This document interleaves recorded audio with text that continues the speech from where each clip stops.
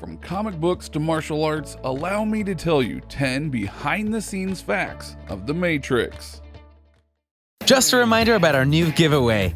We're giving away the new iPad Pro or the new iMac Pro. The choice is yours. All you have to do is watch the full video, leave a like, comment the keyword hidden in the video, and make sure you're subscribed. It's that simple. Number 10, training hard. And when you're the limit, you can always get better, because the vision is always greater than you. For a lot of action movies, it's not uncommon for the actors to take a lot of time to train for their roles. It usually only takes a few weeks for the stars to train, but for Keanu Reeves, it was a little bit different. He trained every single skill imaginable, including stunt driving, gun work, and martial arts. All in all, it took the actor 4 months of training for the role, and that was just for the first film. Keanu talked about the whole training experience for the film series, saying, "I do all the action, I'm 90% of what's happening there. I'm maintaining the connection to the audience and with the story. If it's wacky, crazy stuff, you're just like, oh my god, what did I just see?" It's more about recovery today, but with the experience, you become more efficient and hopefully you get better at what you're doing. With only a few months of training, Keanu Reeves looked like a professional. Number 9, in private.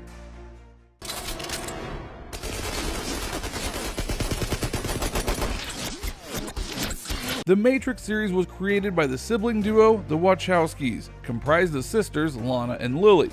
Even though they were both produced and directed one of the most profitable film series to date, they keep their lives pretty private, which is why they're not as commonly referenced in Hollywood as, say, the Russo brothers and their Marvel franchise. They don't like to do press or interviews, which can cause some rifts in the industry. Thankfully, one of their star actresses is very protective of them. Carrie-Anne plays the iconic female fighter Trinity in the Matrix movies. When asked about her relationship with the directing duo, Carrie said, "They're really smart and interesting and compassionate and thoughtful and can talk about things and make you think about things that you've never thought of before. I'm very protective of them. You will never get a chance to know them because they don't do this part of the work. I gave everything to them to make this film because I wanted to. They inspired that. They inspired that from everyone from the crew to the cast because that's the kind of people that they are. They are very special." We definitely aren't going to go ask the Wachowskis for an interview because we wouldn't want to get on Trinity's bad side. Number 8, fueling my faith. Speaking of Carrie-Anne Moss, the actress always had a passion for acting and saw it as her career ever since she was little. Unfortunately, she didn't really have the strongest support system. Her parents supported her, but one person in particular didn't believe in her, her high school guidance counselor. That's right, instead of building her up, he tried to break her down, but she was able to brush him off. Moss explained the situation by saying, "He suggested that I have something to fall back on. I said that's ridiculous. I don't need anything to fall back on." He couldn't believe it and we got into a big argument. But I'm grateful to anyone who told me I couldn't do it because it really fueled my fire. Are you gonna fuel your faith or fuel your fear? I'm all about fueling my faith, especially when it's hard to do so. Hey, you go, girl. Number 7, parking lot. Close it, quick. Despite popular beliefs, good things can actually come out of standing in the middle of a parking lot. At least for this actor it was. Keanu Reeves recalls getting the role as Neo in a very weird way. Let's just say that he didn't exactly sign the deal in the office. Reeves told the entire experience by saying, "I was very lucky. I got a call from my agent saying that these directors, the Wachowskis, wanted to meet, and they sent me the script, and the script was absolutely amazing. And I went in to meet with them and they showed me some artwork of their vision and an early version of Bullet Time, and it was very exciting and inspiring. We ended up hanging out in a parking lot outside the offices, just talking and riffing, and we basically just kind of shook hands. They told me they wanted me to train for 4 months prior to filming, and I got a big grin on my face and said yes. That's how it happened." Okay, I'm heading for the mall parking lot now because, well, I want to win the lottery. Number 6, comic book. When the Wachowskis got the idea for The Matrix, they didn't exactly know what direction to go to. Should it just be one movie? Should it be a TV show? Apparently, their first choice wasn't even a movie series, it was a comic book. The creators and their team featured a writer who is credited for working on the Spider-Man comics, visualized the entire first Matrix script into a comic book that was over 600 pages long. Eventually they moved it into a movie series, but you can still get a copy of the comic book. What do you think this series would have been like if it would have continued as a comic book series? Would you expect an Avengers crossover? Number 5. Risk Takers. What if you were unable to wake from that dream? How would you know the difference between the dream world? Any film creator can tell you how difficult it is to pitch your idea to a popular production company. That being said, the Wachowskis were pretty prepared. With a 600-page comic book in hand, Warner Brothers Studios was impressed with their pitch and gave them $10 million for the first Matrix movie. Pretty amazing. Well, not for the directors. For them, $10 million wasn't nearly enough, so they made a statement. The female duo spent all $10 million on the opening scene of the movie. Yep, we are serious. However, the stunt played out well in their favor because Warner Brothers loved the opening scene and gave them a budget of $80 million to complete the film exactly how they wanted it. Life is definitely worth taking risks. Number 4. Breaking laws. Speaking of taking risks, one was definitely taken during the filming of The Matrix, so much so that everyone involved could have gone to prison. We're not kidding. The movie was being filmed in Australia because it was cheaper to film there than in America. While there, the cast and production filmed the iconic helicopter scene in the first movie, which might be one of the most action-packed scenes ever made.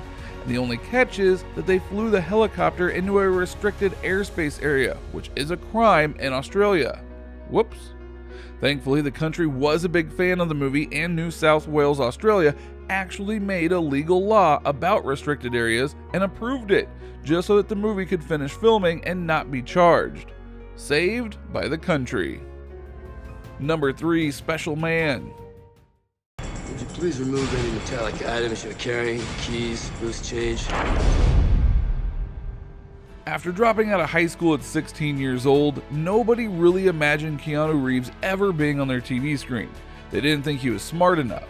Ironically, he went on to star in The Matrix as Neo, one of the most intelligent characters ever.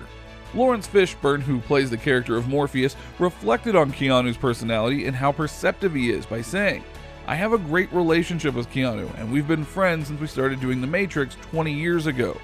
He's one of the smartest cats I know. He's also singular in that he's not like anybody else, which I think is the quality that makes him so exceptional. It's why people like watching him. He continues to grow as an actor because he continues to take risks. He's always taken risks. He's right. We do love watching him." Number 2. Coming back to life. One of the fan-favorite villain characters in the series was Cypher, who was played by Bad Boys actor Joe Pantoliano. Near the end of the first movie, his character was killed off. Apparently, the actor didn't really want his role to die. In fact, he actually wants to come back to the franchise. The actor really wants to rejoin the series, but doesn't exactly think it can happen. In an interview, Joe said, "Yeah, I'd be interested. I doubt they're going to be bringing me back. I've lobbied for it, believe me. I've sent little notes to Lana and asked her to no response." Well, never say never. Who else is up for a Cypher comeback? Number 1. Awards. And the Oscar goes to John Wrights, Greg Rudloff, David Campbell, and David Lee for The Matrix. The Matrix, which was released in 2000, is still considered one of the best action movies to date, and the critics and people thought the same when it first debuted. The franchise has made over $3 billion in the box office, which is extremely impressive for only a current 3-movie-long series. The first movie completely swept the 2000 Academy Awards, winning every single category it was nominated for, making a total of 4 wins for the film that night. Overall, the first movie acquired 32 awards, the second was 4 awards, and the newest one equaling 37 awards for just one series. Definitely a franchise you would never want to mess with. So what do you think? Do you think that the Matrix creators shouldn't have risked all their money, especially since it was already $10 million? Was the helicopter scene worth that legal scare? Do you know any Matrix 4 predictions? Let us know in the comments below, give this video a like, subscribe to the channel, and hit that notification bell to get notified every time that we post a new video. See you next time. Just a reminder about our new giveaway. We're giving away the new iPad Pro or the new iMac Pro. The choice is yours. All you have to do is watch the full video, leave a like, comment the keyword hidden in the video, and make sure you're subscribed. It's that simple.